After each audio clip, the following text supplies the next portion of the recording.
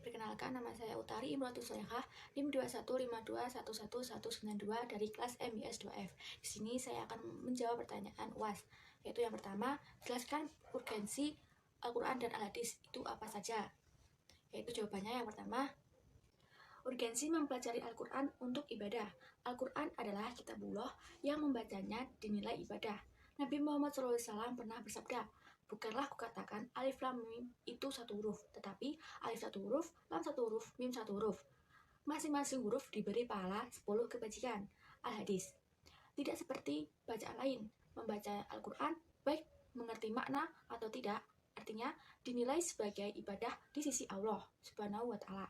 Adapun yang memelihara hafalan Al-Quran dan mengamalkannya dalam kehidupan sehari-hari akan mendapatkan kedudukan mulia di surga sesuai dengan tingkat hafalan dan amalannya.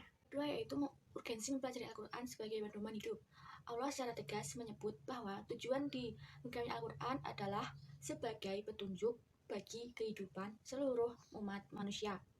Sebagai petunjuk hidup Al-Quran memang menjelaskan segala sesuatu. Seperti Allah menyatakan, dan kami turunkan kepadamu kitab Al-Quran untuk menjelaskan segala sesuatu. Tipnya likulil syai, dan petunjuk serta rahmat dan kabar gembira bagi kaum muslimin. Quran Surat An-Nahl ayat 89. Soal yang kedua yaitu perbedaan mempelajari ilmu hadis dan orang yang tidak mempelajari ilmu hadis. Jawabannya, orang yang mempelajari ilmu hadis cenderung bisa mengetahui hal-hal sekecil apapun itu di lingkungan sekitar, seperti halnya makan dan minum. Jika kita mempelajari ilmu al-hadis, kita akan tahu bagaimana cara makan dan minum yang baik dan benar, bagaimana cara sopan santun dalam makan dan minum. Atau seperti contoh lain yaitu dalam berjalan. Di al-hadis akan menjelaskan bagaimana tata cara berjalan yang benar, bagaimana cara berjalan yang sopan, dan sebagainya. Sebaliknya, sedangkan orang yang tidak mempelajari ilmu hadis yaitu cenderung akan lebih tidak memperhatikan hal-hal sekecil apapun itu, tidak lebih mengetahui bagaimana saja tata cara makan dan minum yang baik dan benar. Hanya sekedar makan dan minum, tetapi tidak mengetahui bagaimana tata cara sopan santun dalam makan dan minum. Soal yang ketiga yaitu pokok pembahasan mengenai ulumul Quran dan ulumul al-hadis. Apa saja itu? Jawabannya, pokok bahasan ulumul Quran yaitu yang pertama, ilmu mawatin an-nuzul atau ilmu yang mengetahui tempat, waktu, musim, awal ayat dan akhir ayat. Dua, ilmu tawarik an-nuzul, ilmu yang mempelajari sejarah turunnya ayat secara detail, masa turun ayat, tertib turunnya ayat satu demi satu dari awal turunnya dan tertib turunnya sampai lengkap.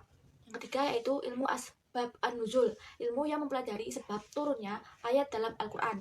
Yang keempat yaitu ilmu qiraat, yaitu ilmu yang mempelajari macam-macam bacaan dalam Al-Quran yang diterima oleh Rasulullah SAW.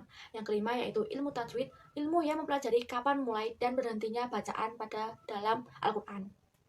Dan yang keenam yaitu ilmu gharib Al-Quran, yaitu ilmu yang mempelajari tentang bagaimana makna yang aneh, ganjil, dan tidak wajar dari biasanya. Yang ketujuh yaitu ilmu i'rab Al-Quran. Dan yang kedelapan yaitu ilmu wujud wa an-nazair. 9 ilmu munkha dan mustasyabih. Dan 10 ilmu nasyih dan mansukh. Kemudian pokok pembahasan ilmu al-hadis yaitu meliputi 1. Ilmu jarh wa ta'dil, ilmu yang mempelajari tentang catatan-catatan yang dihadapkan pada para perawi dan memandang adik perawi dengan memakai kata-kata yang khusus dan martabat kata-kata tersebut. 2.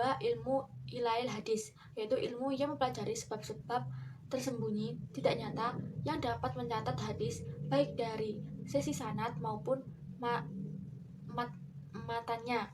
3. Yaitu ilmu nasik wa mansukh, yaitu ilmu yang mempelajari kata dalam hadis yang diganti maupun pengganti. Yang keempat yaitu ilmu asaburut al-hadis, yaitu ilmu yang mempelajari sebab Rasulullah SAW mengucapkan perkataannya dan masa-masanya. Yang kelima yaitu ilmu talfiqil hadis. Yang keempat yaitu pengertian ilmu hadis riwayah dan hadis di riwayah. Pengertian ilmu hadis riwayah adalah ilmu yang membahas tentang periwayatan secara teliti dan hati-hati terhadap apa saja yang disandarkan kepada Nabi, baik perkataan, perbuatan, persetujuan maupun sifatnya. Dengan kata lain, ilmu ini merupakan ilmu mengenai periwayatan hadis, Kemudian pengertian ilmu hadis dirayah adalah ilmu yang membahas tentang kaidah-kaidah untuk mengetahui keadaan, sanad, dan matnatnya hadis serta menentukan kesohihannya.